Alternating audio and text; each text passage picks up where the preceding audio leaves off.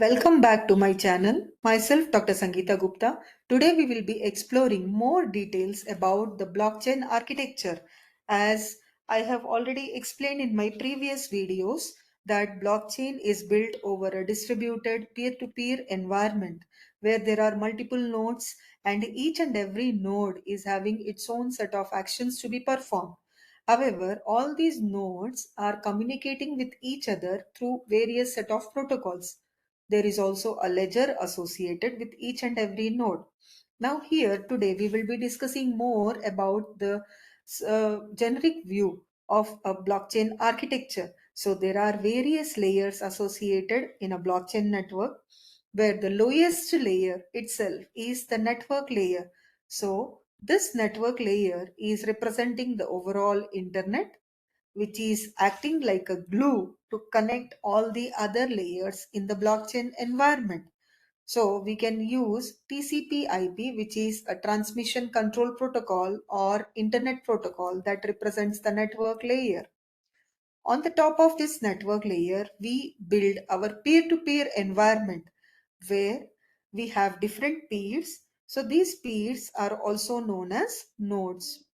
Either peers or nodes, they represent the same thing, and these nodes require protocols to communicate with each other. Usually the protocols are gossip protocol or routing protocols or flooding protocols. So these protocols enable the node to communicate with each other through a set of rules and regulations.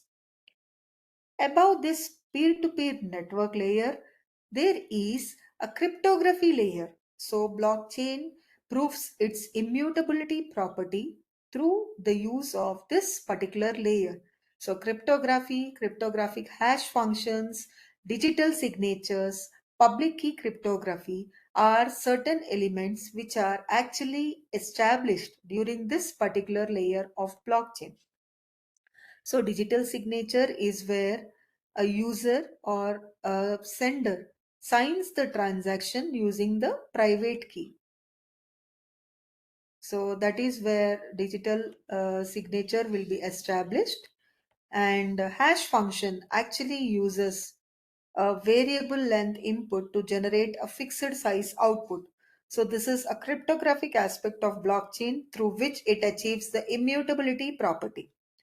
Now, on top of this cryptography, we can build consensus algorithms. So, consensus is where an agreement is established among a set of nodes in the network. All the nodes must agree to a common value, single value across the network. So this single value is showing the willingness of the nodes to coordinate with each other, and also this agreement also shows the ability of nodes to come to a common agreement. So there are various consensus algorithms like proof-based consensus algorithms. We have proof of work, proof of stake, proof of elapsed time, etc., and also traditional Byzantine fault-based protocols. So all these consensus algorithms enables the node to come to a common agreement.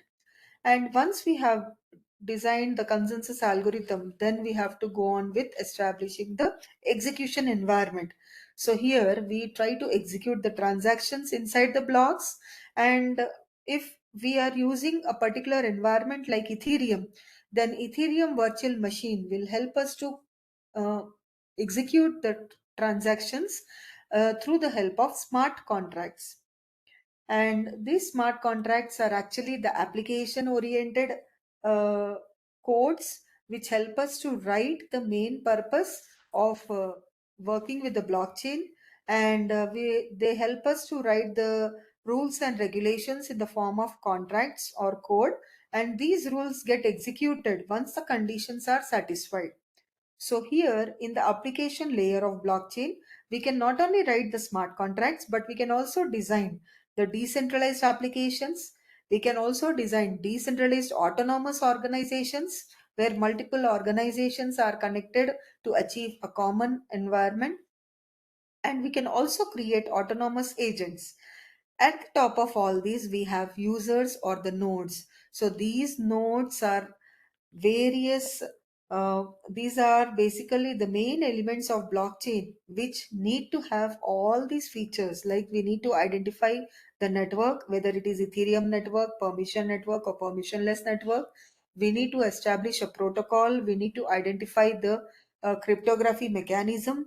We need to establish the consensus environment. Then we need to decide the smart contracts to be executed.